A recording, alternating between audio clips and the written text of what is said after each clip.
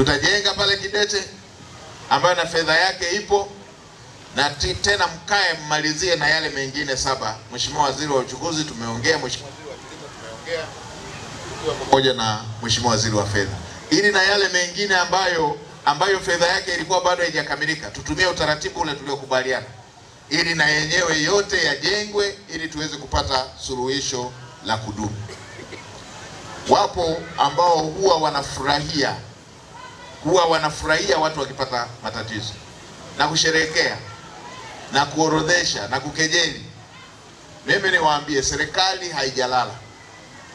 Imefanya mwaka 2010 kama tulivyoelezewa hapo, ikatuvusha kwa muda, ikafanya mwaka 2021 22 ikatuvusha kwa muda.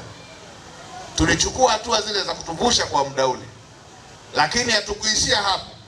Tukatafuta fedha za kujenga mabwawa, ambayo hiyo kama nilivyowaambia, kinachofanyika sasa hivi ni masuala ya kitaalamu na masuala ya kumpata mkandarasi wa kujenga, kwa sababu masuala yote yanayohusisha masuala haya si masuala ya kubeba jembe na kuenda kuchimba, yanahitaji ufanyike utaalamu ili suluhisho litakalopatikana liwe la kudumu. Kwa hiyo la kwanza ni wahakikishie serikali imeshachukua hatua kuelekea kwenye kupata suluhisho la kudumu katika matatizo haya yanayojitokeza.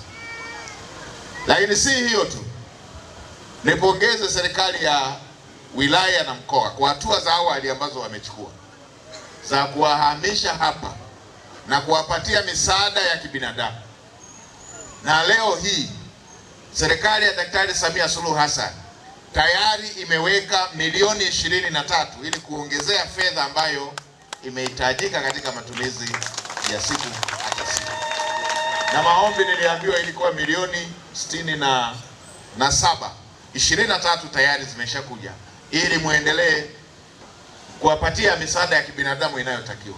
Na hizo zingine, kwa sababu na waziri wa fedha yuko hapa na viongozi wanaohusika na masuala ya maafa, mawasiliano yataendelea ili kuweza kuhakikisha utu wa Mtanzania, utu wa Wanatindiga unalindwa, na kuhakikisha kwamba haya ambayo yamekuja, ambayo ni ya sehemu mabadiliko ya tabia nchi na sehemu ni mvua za Mwenyezi Mungu, yasisababishe utu wa Mwanatindiga, utu wa Mtanzania ukapotea. Kwa hiyo hii tayari hatua imeshachukuliwa, na leo hii milioni 23